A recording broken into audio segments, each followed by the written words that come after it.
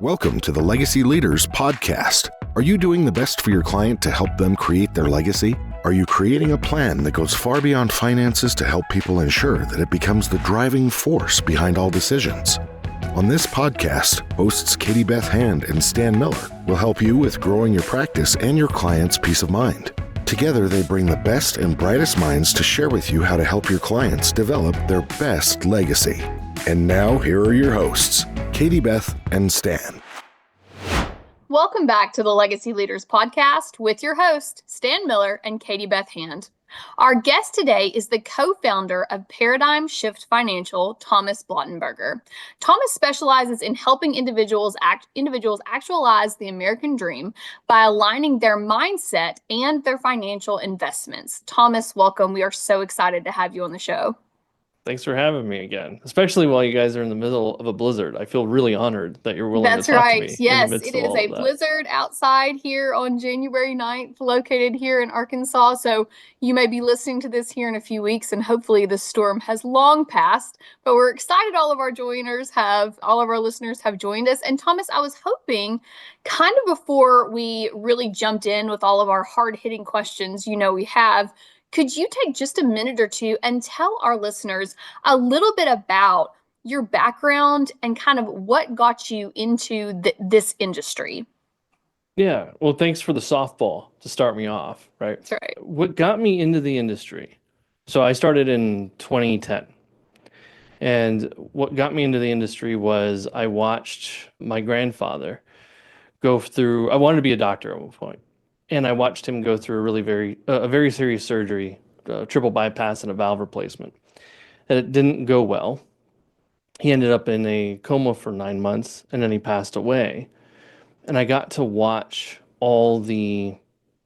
basically just how the family, we didn't fall apart, but all the turmoil that got created out of not knowing where things were, not talking about things, not being clear about what was going on in the money piece of it, figuring out who was going to pay for the extra care when he got to the point where it was no longer acute. Now it's just custodial style care, right? And I watched all that and I thought, well, maybe this is a place that I could make a difference. And then, the bias towards doctors at that point, I didn't want to be one of the people that hurt my grandpa. No offense to doctors. It was just, that's how I was operating at the time. And so I switched gears. I got into finance, took an accounting course and realized that's not it. Took a planning course and was like, okay, maybe something like this could make a difference. And by the time I graduated college, I'd actually passed the CFP test and interviewed at about 23 different companies in Hawaii before I picked the one that I started with, which was a large mutual insurance company. And I think probably the biggest thing that led me to Paradigm Shift Financial, the company, and creating it was a realization of I'm going to state something real quick, that knowledge doesn't dictate action. And it was a realization that I was teaching people how to deal with their money and how to deal with finances, how to deal with, from everything from budgets to mortgages to insurance, right? Like across the board. And finding that most often people would execute part of it, but they wouldn't execute it all. And then a lot of people didn't execute any of it. And so it started to have to deal with, well, this is the right thing to do. This is what makes the most sense from a knowledge perspective. Why aren't they doing it? Which led me to start exploring how our brains actually work. Because if just knowing more stuff doesn't get someone to take action, what does have someone take action? What drives action? So I got really curious for myself and for other people on what drives action. And when I saw that's why I founded Paradigm. Well, that's one of the reasons. The other reason I founded Paradigm Shift was I realized that there was actually science to the design of an investment portfolio that at a mutual insurance company we didn't care as much about because we were selling insurance products. So the investment stuff was more like just get some extra money while we make these insurance contracts, lucrative.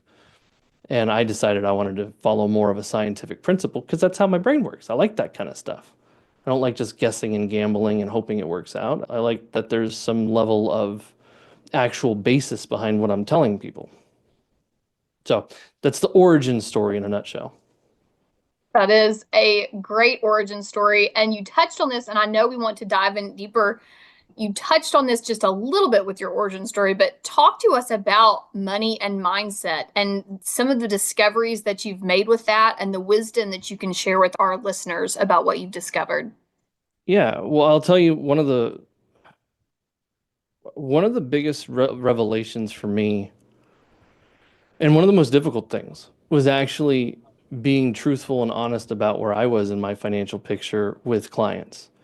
So I won't go into how I discovered this, just because that's a longer conversation. But what I discovered was I had a money story, a conversation around money that was essentially, if I don't use it once I get it, it's going to get taken away from me. Hmm. And so I got into the financial world and I would teach people, here's how you do a budget. Here's a worksheet, right? Here's how you invest. Here's how you set up monthly contributions, all that kind of stuff. I wasn't doing any of it because every time I earned a commission check, I turned around and immediately used it for something that I wanted to feel good and to make sure no one took it from me. And then in my marriage, that was my previous marriage, my ex-wife, she got to deal with a very terrible version of me. And it was every time we'd have a money conversation, it became really hostile because it felt like her goals and her objectives were against my goals and my objectives, and to go with what she wanted would actually rob me of my opportunities. So I didn't see it as there's enough money for all of this. I saw it like what you want to do is a direct opposition of mine, and I'm the financial guy, so we're going to do mine. And that was what really led me to that self-discovery of I can't even use the knowledge because of these background stories. I'm teaching stuff that I'm not even putting into practice because there's this weird relationship to money that's not being dealt with. Well, at the time wasn't even identified. And that's probably the biggest thing I've seen since I've had that discovery is how there's a lot of that in a lot of relationships around money with people, really in marriages. I mean, that's probably one of the biggest reasons, they say finances and infidelity, the two biggest reasons for divorces. I think it's a lot of, we pick up these stories from childhood, and usually our spouse will have something that's different that contrasts and, let's say butts heads with ours. Without ever identifying it, we're only looking at the symptoms. And that's a big source of stress for a lot of people, especially in my previous relationships. And even in my existing relationship with my wife for the first 4 years was a lot of that until I really got clear on, hey, there's much more brain stuff going on here than I thought. I thought it was just pie charts and spreadsheets. Uh-uh. That is so interesting. And it's interesting. I bet a lot of our listeners can relate to that. If not your specific view of money and your fears with that, I bet a lot of people, probably everyone, kind of carry their own background, their own misconceptions, their own things into managing money. So it's very interesting hearing that story from you, being in the career path that you chose, even though you had all of these tools and you had all of these strategies and you had all of this knowledge, those fears really kept you from utilizing that. So for our listeners to kind of know that background, what was your next step? Once you were able to kind of identify, hold on, this is a problem. This is something I'm struggling with. I'm looking at this the wrong way. What did you do after that? What was the scientific approach, or how did you move past that, move forward with that? Yeah, it's a really great question. There's two separate paths in that question. One is I discovered that there was a scientific way to manage investments, right? Since in the reality is for most financial advisors, I mean, it was hard for me to grapple with this and wrestle with this and finally accept it. But for most of us, we are not the source of wealth generation for clients. The client is the source of the wealth generation. We are the ones helping them passively preserve the resources that they make and then to grow it in ways that have their active activities be worthwhile, right? Like if I'm running a business and I'm making tons of money, but then over here I'm losing all those resources I'm saving to a Bernie Madoff scheme or, XT, the crypto exchange, right? Like, then there's a question that could be in the background of what was the point. So Right. on the professional side, it became really important for me to discover how do I be that support system as a passive wealth generator that's creating where people aren't losing the opportunities and the exponential growth potential with the active activity. So that was one. On the other one with the mindset, I needed to get help. Like I just frankly, like I'd love to be able to say, oh no, I just pulled myself up by my bootstraps and stopped being a little pansy about it all. But it wasn't, it's hard to think outside of the way you think, right? It's like, they say think outside the box. The problem is you're the box. Now, how do you Right. think outside of you? So the only way I've ever found to do it, and the only thing that worked for me was I needed third-party perspective. Hmm. And so I did self-development courses, I did improvement courses. I started to look at my own life as I interacted with different programs. I did a Dave Ramsey, financial freedom course just to kind of see like, would this have even worked for me? Like I was listening to it from the context of someone in the story. And it was like, man, almost all the financial education out there is geared towards the math and the numbers and not towards the mind. So I actually had to go outside the financial world to get the mindset support. And then it occurred to me, why wouldn't, if almost there's no decision I can think of in life for the society that we have. There isn't one decision I can think of that isn't somehow colored by money, that isn't somehow directly or indirectly affected by money. And so that goes so deep in how we think about things. Why isn't there the possibility that the financial world brings that into the conversation or that a financial practitioner brings that into the conversation? And so I wasn't back in 2017, I wasn't seeing that very much. So that's again where paradigm shift was born. And then I'm seeing it more now, but I still think we have a lot of work to do in actually I think the industry is viewed, let's call it, as used car salesmen. There's a lot of negativity in the industry, and what we could be instead, what's possible for us as an industry, is to be people that are viewed as trusted confidants that actually coach people and make a difference in their legacy that they give both when they pass, but more importantly, while they're here. That's fantastic. Stan, I know you're brewing with questions. I can see the wheels turning. What questions do you have for Thomas? So, hearing what you're saying, I understand better why you describe yourself as a financial coach rather than financial advisor, right? So, Yeah. viewed through that prism of a financial coach, I'm curious about the process that you would use in a client relationship to help the client uncover their own belief systems about money, to uncover perhaps the historical basis for it, and then to move them through to a new level of insight about it that's more useful, more productive. How does that work for you? It's a really good question. So the short answer of it, well, I guess I won't give you a short answer. I'll just give you what's there. We've got time. Give me the Yeah, long answer. the long answer.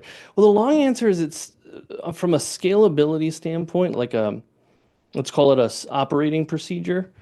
It's still in development because everybody's different, right? Everybody reaches self-discovery in different places, different times. Like there's no set procedural program I could offer that I've at least identified that would reliably deliver what I got delivered through my own education, right? So what I've found has made the most difference is just having our initial meeting be a discovery call in every sense of the word discovery, where to me, what coaching is doing is asking powerful questions that have people discover for themselves what's at stake, like what's going on. So the first piece is like, we'll get clear together on what's so right now. What's the current financial position? What's going on with the cash flow? What's going on in life? How do you feel about that? What's the current experience of life with what you're dealing with? And from there, I start to crisscross it, bring it into other areas so people can see that it's not just a silo. Well, how does the struggle at work and the dislike of your job, how does that affect your marriage? Well, it doesn't affect my marriage. Okay, so then when you come home upset and unhappy, how does your wife feel about that? Do you just turn that off, or do you think that shows up at all? No, I don't think it shows up at all. Okay, great. Well, let's ask her. You be quiet for a second. Let's have a conversation. How does that show up? Is he, well, he's generally really short. He seems really frustrated. It's hard to talk to him about some things. Okay, got it. Did you know that you were showing up that way? I had no idea. Right. And so we start to tie it in and create a picture that's more at stake. Like if I can get my financial piece solved, we create the picture that can solve everything. Like that piece can roll into the marriage, that can roll into the relationship with the kids, that can roll into my ability to honor God, that can roll into how I force multiply my revenue with my business. But if I'm only dealing with the money piece and someone's struggling on the marriage piece, or they're struggling with their body, or they're struggling with anything else, it's kind of like it's called a booby prize. So I know it's kind of a roundabout answer, but it's the first meeting really delves into what direction I need to take that client as a function of where they're hurting the most. And in the money space, it usually rolls out where, it's money and something else, money and their physical health, money and their relationships, money and the stress at work. So I'm really curious, how much have you discovered that parental influence or the voices in the heads of your clients, where do those voices come from? Is it what parents said about money? Where do people pick up that, I would say, that internal subconscious attitude, that subconscious, maybe an attitude they're not even aware of about money? Have you, in your interactions, are you able to discover the origin of that? Sometimes people need to dig a little longer for themselves, but the reality is almost everything that we believe is just the way we wound up being. So, like if I say money doesn't grow on trees, and then you ask me, well, why do you believe that? If I really did the looking, it's because my parents at one point said something like that, right? And so I just follow the pattern. The way my story, the one I said about I better use what I've got before it gets taken from me, came about was my dad was a really successful real estate guy in Hawaii. He made tons of money and owned his own company. And around the time I was 7, maybe in that ballpark, he made a really bad investment at the same time the real estate market took a hit. And I went from, getting all the stuff I wanted as a only child, a spoiled kid, right? Getting all these toys, getting all this stuff, having my own room, pretty much could get, do whatever I want kind of a deal, to we were living with my grandparents, and all of a sudden I wasn't getting all this stuff anymore. And I remember asking them once, and because there was a lot of shame and guilt around it, they're just parents. I love them. And there's a lot of people aren't free to talk about money. They weren't either. And so what I got told was we're having to cut back and be, more thoughtful about what we're spending money on. And this is a really good opportunity for you to learn to be grateful for what you have, because you really, we really spoiled you over the years, and you need to learn to be more thankful. And I thought, well, screw that. I don't want to be more thankful. I want what I had. And so that's where that story came from. And so, you talk to me about a budgeting conversation without that story like figured out. It's just going to feel like you're trying to trap me. Yeah. Okay. So let me ask you a practical question. So you move through this with a client, and let's say that their light bulb goes off in their head, and they now really, really get where they came from. They really get how this subconscious mindset has driven their attitude about money. And so through coaching, you bring them to a new place where they have a new level of insight. Talk to us about what happens then. How does that impact? And I'm actually looking for examples, an example or two in the time we have. I'd like to hear a story about what happened after you had a client that had that insight.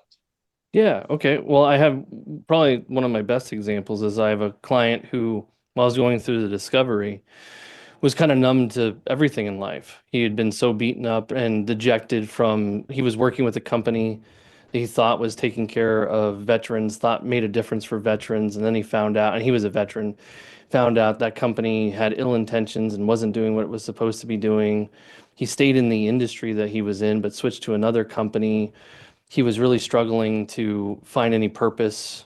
Nothing really mattered. He was making money, but it was like when we were talking, it was just like I was talking to the shell of a person. And there's people in your life that you'll know when you're talking to those people that just seems like they've lost their spark. And so I'm interacting with him and I'm pushing him, I'm challenging him about why nothing matters and why he doesn't care. We didn't in that conversation establish what his story was when he was a kid, but he did get that he had basically allowed this betrayal to get in the way of like he basically gave up faith in anything because of the betrayal from that company and that leadership. And then we were able to identify, does it really make sense to live the rest of your life beholden to them? Is it really what does more service? Having the rest of your life look the way that it's looking because of what they did, or using it as a stepping stone to make a difference for other people in the same profession and actually step up to the responsibility of what they were missing out on and what they weren't doing. And we partway through the conversation or partway through this like 3 hour discovery call, they don't usually go that long, but this was a long one.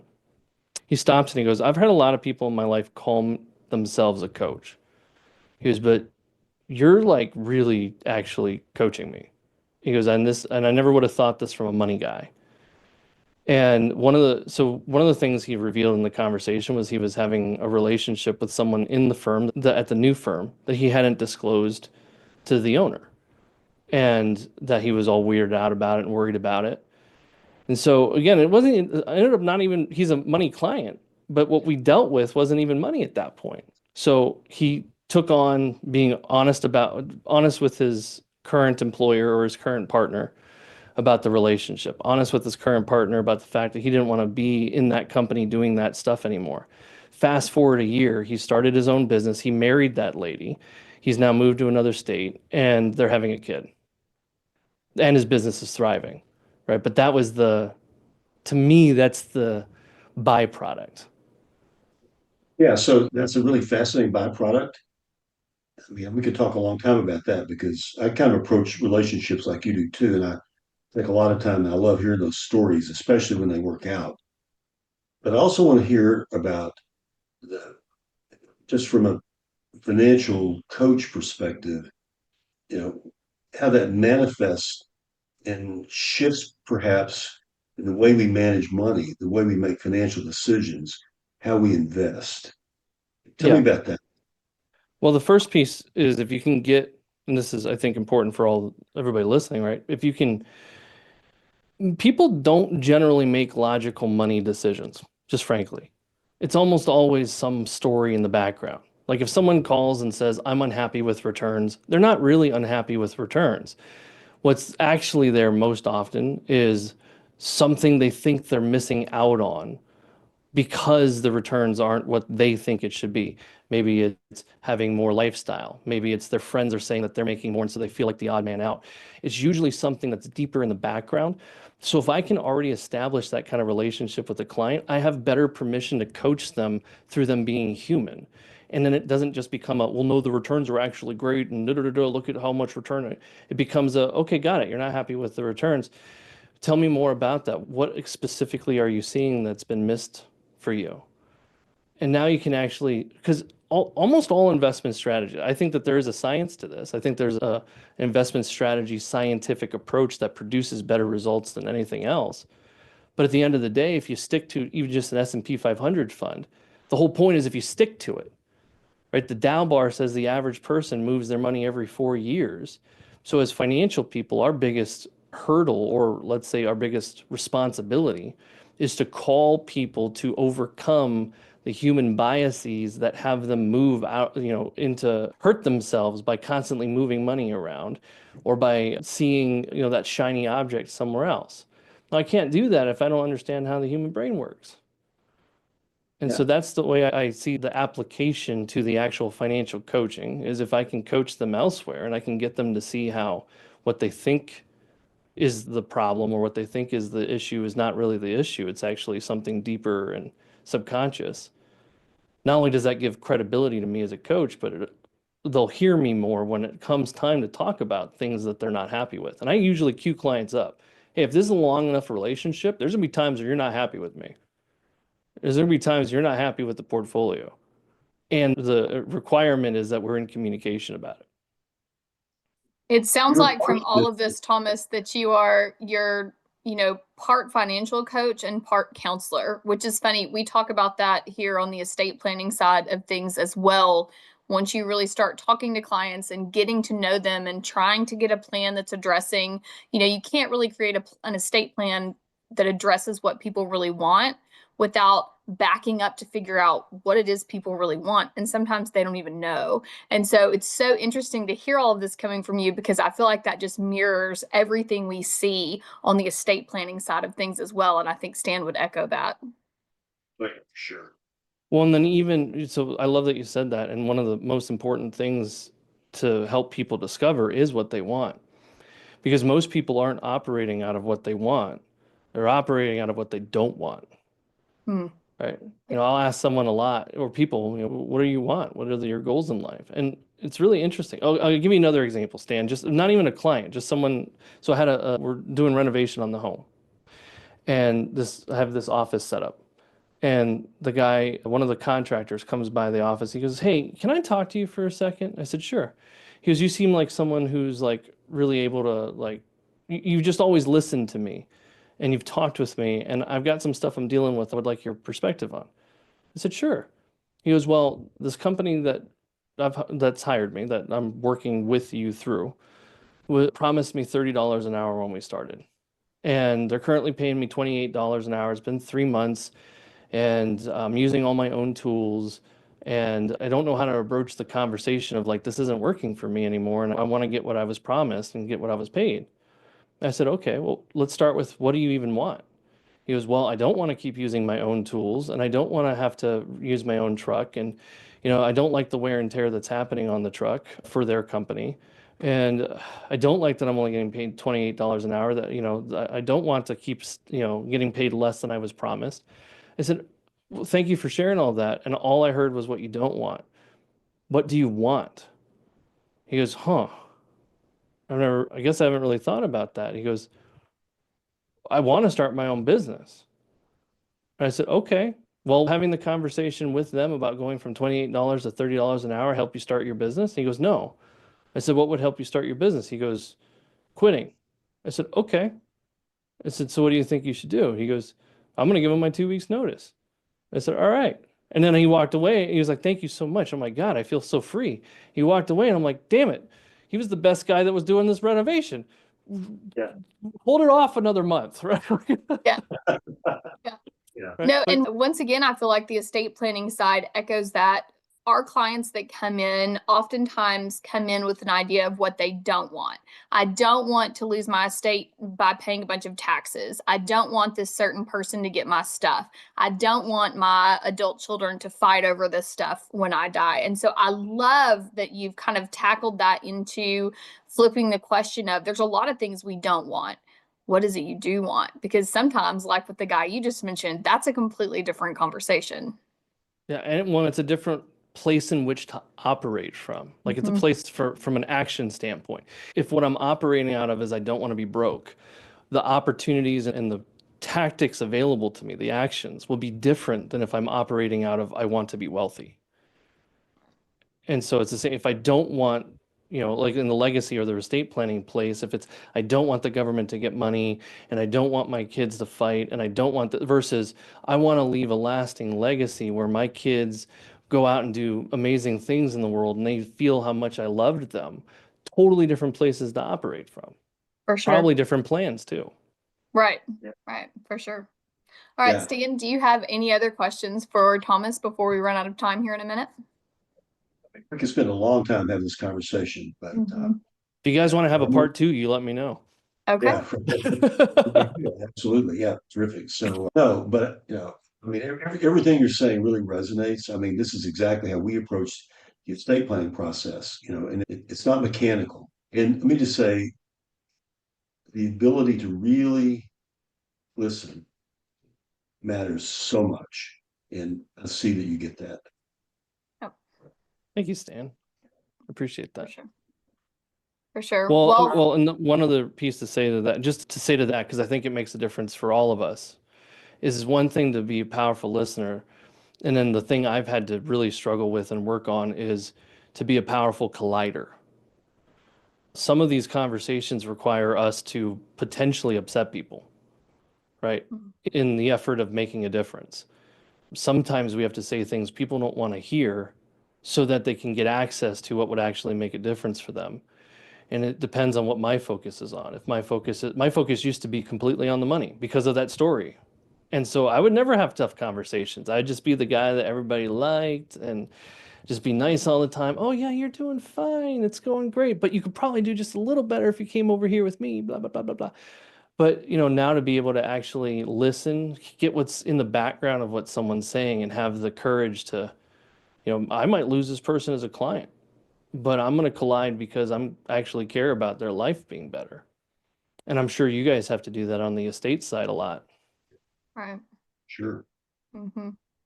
Yes, I agree with everything you say. Everything that you say, we definitely see on the estate planning side as well. So, those two industries go hand in hand. And so we're dealing with all of the same things with our own clients. So that's definitely something I know Stan and I can connect to.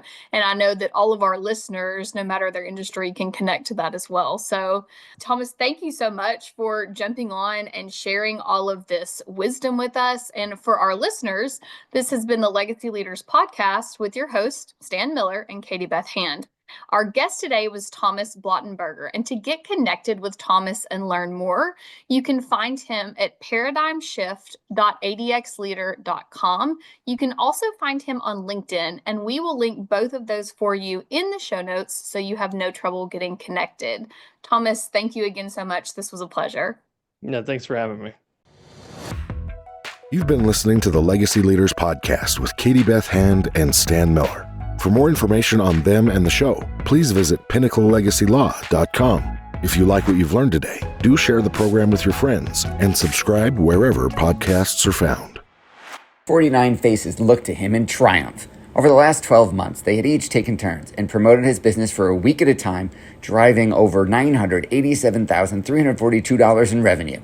What if you had a network of 50 centers of influence who promoted your business every week for a year?